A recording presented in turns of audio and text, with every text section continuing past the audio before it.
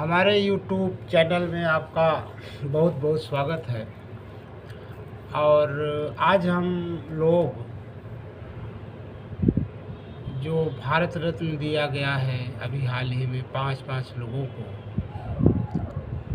क्या वास्तव में ऐसा भारत रत्न इतनी संख्या में दिया जाना कहीं राजनीति से प्रेरित है, या जो दिया गया है वास्तव में काफ़ी विलम्ब से दिया जाना चाहिए?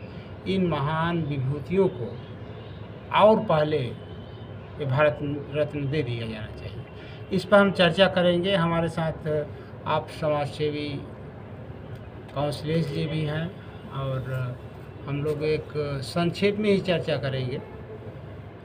आपका परिचय लंबे समय से समाज सेवा में रहे हैं और आज भी समाज सेवा में अपना जीवन व्यतीत करते हैं। तो कभी कभी हम लोग राष्ट्रीय स्तर के जो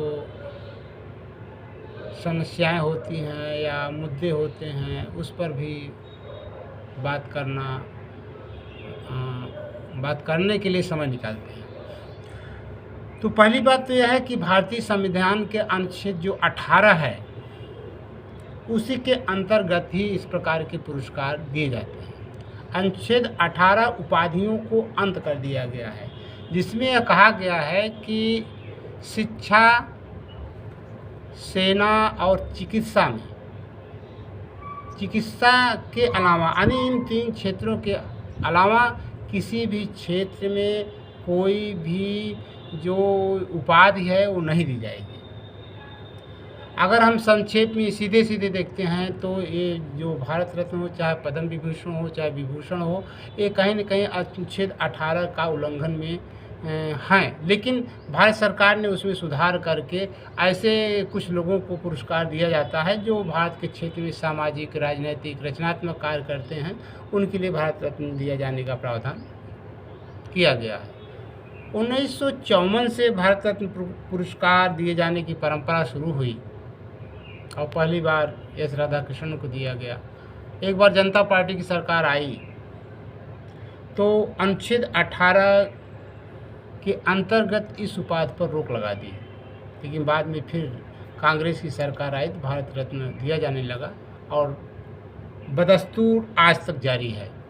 ये बात जिगर है कि कई सालों तक यह भारत रत्न नहीं दिया जाता रहा, लेकिन कभी कभी 3-3 लोगों को दिया गया, कभी 4-4 लोगों को दिया गया। इस वर्ष 5 लोगों को दिया गया और जिसमें कर्पूरी ठाकुर पहला नाम आता है। जननायक कर्पूरी ठाकुर को दिया गया। तो हम आप कौंसलेश जी से कहेंगे कि आप बताएं, कर्पूरी ठाकुर को जो दिया गया है आपकी दृष्टि में यह क्या पुरस्कार पहले दे दिया जाना था, कि आपका क्या विचार है कर्पूरी ठाकुर के बारे में? भाइयों, कर्पूरी ठाकुर को भारत रत्न जैसी उपाधि बहुत छोटी उपाधि है। वो बहुत बड़े जननायक थे और ज़मीन से जुड़े हुए लोक सेवक थे जो जनता की सेवा में हमेशा तत्पर रहे और अपने मंत्री काल में या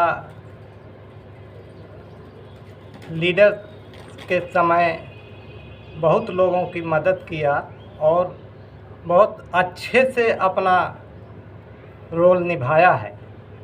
इसके लिए उनको पूरा देश जानता है। ये आज उन्हें भारत रत्न दे करके उनको सम्मानित किया गया है, ये अच्छी बात है। इसके लिए उन्हें बहुत पहले दिया जाना चाहिए, कम से कम आज से 40 साल पहले दिया जाना चाहिए। बहुत बहुत धन्यवाद। वास्तव में जननायक कर्पूरी ठाकुर का जो इतिहास है, जो उनका अपना व्यक्तिगत जीवन का संघर्ष है, वह शब्दों में समेकन नहीं किया जा सकता। और जितने भी और भी पुरस्कार दिए गए हैं, internal storage running low and performance is declining, यानी जो अंदर का वो भरा हुआ है।